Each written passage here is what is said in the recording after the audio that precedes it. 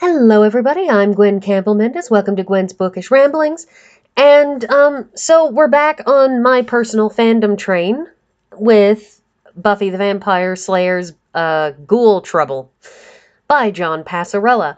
Um, this is another tie-in novel. I actually read a fair number of tie-in novels. I own a fair number of Buffy the Vampire Slayer tie-in novels in particular.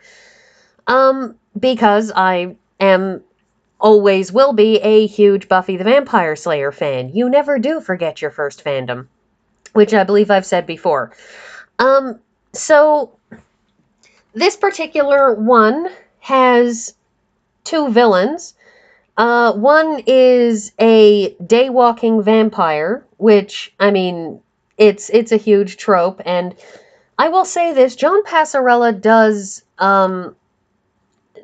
something nice with it. Just a little bit of a twist on the concept of a day-walking vampire. First of all, this is not Blade. This particular vampire is not a good vampire. He is a bad vampire. He is a vampire that you don't want around you because he is, not a very nice person. But the other is a rock band that's an all-chick rock band. And it turns out that this rock band is made up of ghouls. That is, at least within the context of this book, the Arabian concept of a sort of an intelligent flesh-eating zombie thing. Ghouls are definably kind of like an offshoot of zombies or a precursor to zombies.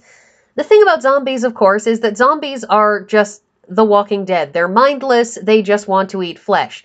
And whether you're talking about The Walking Dead like in a Romero movie where they're slow and shambling, it's just that they keep on coming and don't stop, or if you're talking about something like Shaun of the Dead, or you're talking about,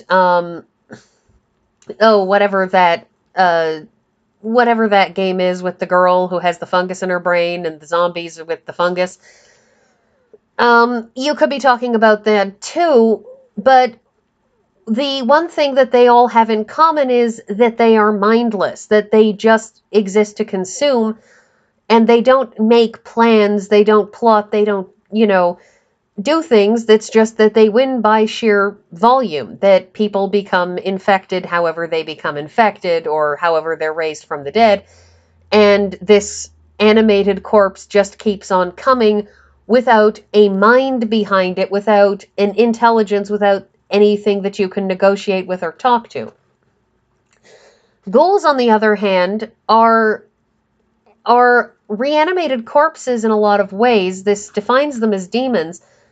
But the thing about them is that while they're kind of like zombies, what they also are is intelligent and thinking, and I would put them in this book actually as being closer to a Buffy the Vampire Slayer demon, a vampire rather, because a vampire in Buffy the Vampire Slayer is a human body that has been reanimated by a disembodied demon, that it's almost like that the demon is almost like a soul or an infection that reanimates, and it transforms a person from who they were into somebody else with a conscience. And I wrote an off-the-cuff essay about this once, and I may talk about it at length somewhere, but it's very unlikely because, frankly, I'm not supposed to be talking about TV shows. I'm supposed to be talking about books. And the only reason that I'm talking about this TV show as much as I am is because this is a tie-in novel to a TV show. Anyways, ghouls in this. Ghouls are corpses that have been infected or animated or reanimated. They're people who have been taken over by a demon and have been transformed into effectively a demonic version of themselves. That you have the person who was there previously, but because these ghouls are an all-female group, ghouls are potentially all-female. It wasn't entirely clear in this, but I think they might be. Anyhow, that you transform the girl or woman in question into a ghoul, and what happens is her conscience is stripped away and she develops an appetite for human flesh.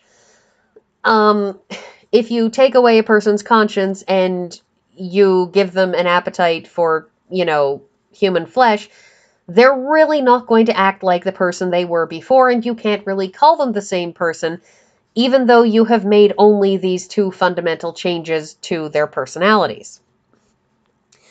In any event, I think one of the reasons I like this one is because it's very episodic. This is very much like a second or third season episode that does not subscribe to the greater arc of the series.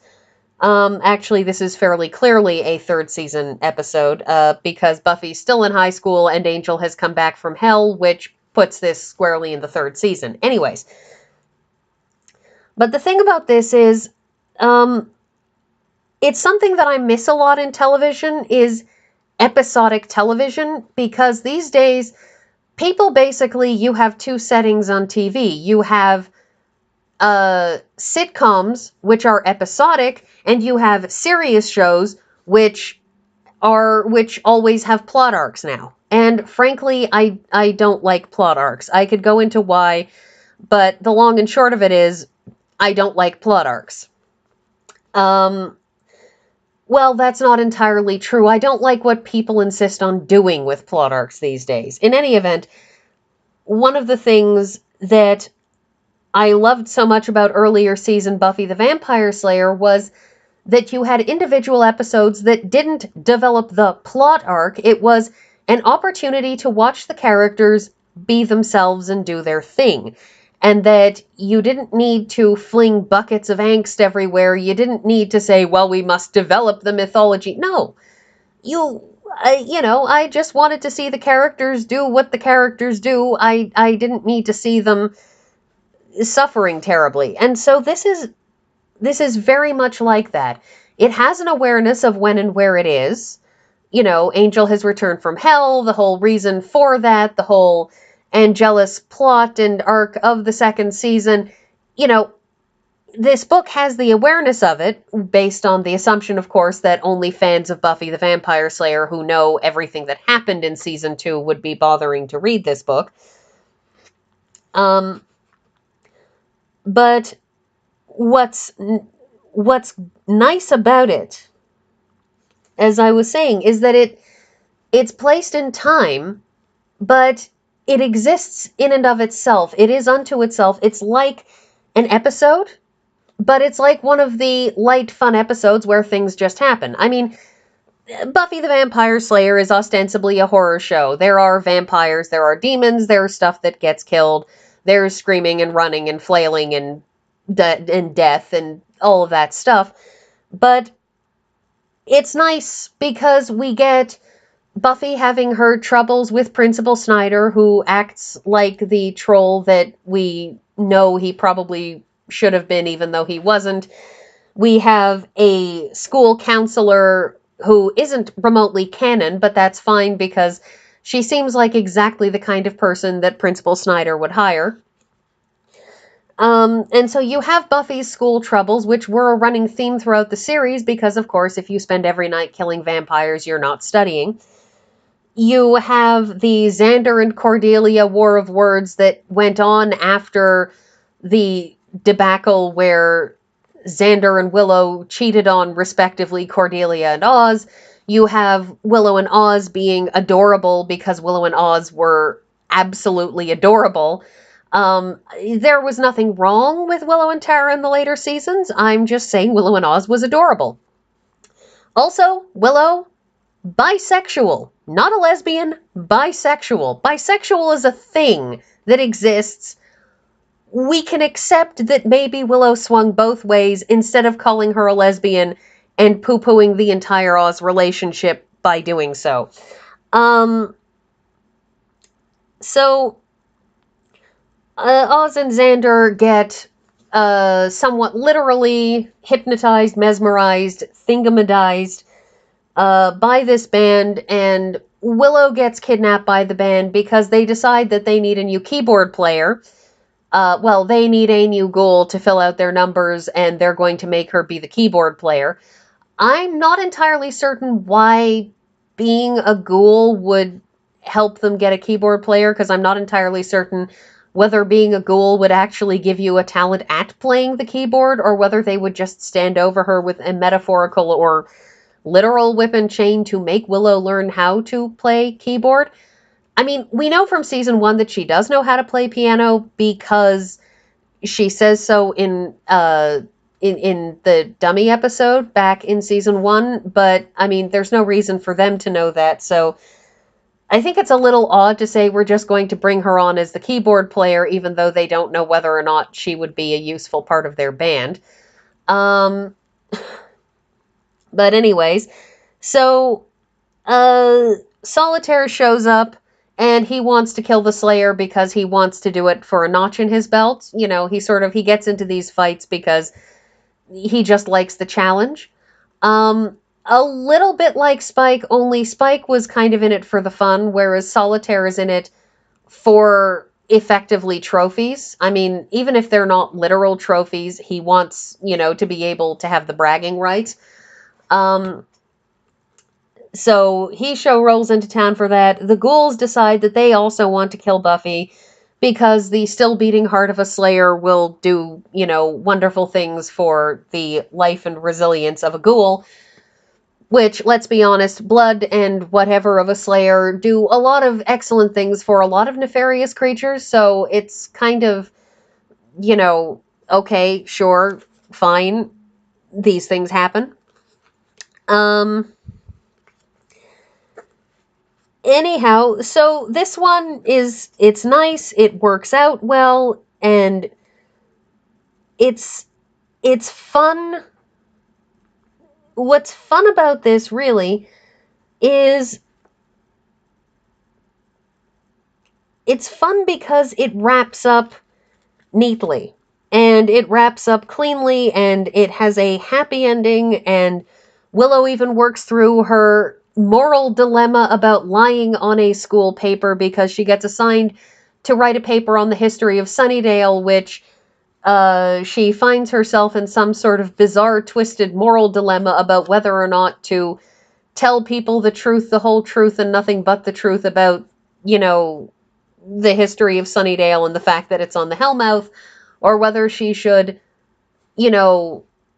perjure her immortal soul because she's only using the statistics from the Sunnydale Department of Commerce or whatever. It's a very odd thing. I mean, it's very, very Willow to sort of be thrown into a moral conundrum about whether or not telling people only the historical things that they want to hear about, and not telling them historical things that they don't believe could have ever happened. Things that they would dismiss as pure fiction. I don't, most of us wouldn't really see that as a moral conundrum. We would see that as surviving high school, because when a high school teacher assigns you a history paper, you usually have a pretty good idea of what it is that they want you to be talking about, and it doesn't matter if you know the deep, dark truth about the whatever. They want what's in the history books, and Willow's conundrum about this seems a little bit misplaced, but as I said, it's very, very Willow to think that as a conundrum. Actually, it's even more consistent with Willow's particular set of strange moral standards. Willow had her own complicated moral issues by the end of the series. But again, we're not talking about this because that would be delving into the series, and I'm just talking about this book, which is a fun, light, entertaining, single episode read if you're a Buffy the Vampire Slayer fan. If you're not a fan, go watch the series, and I'll see you next week.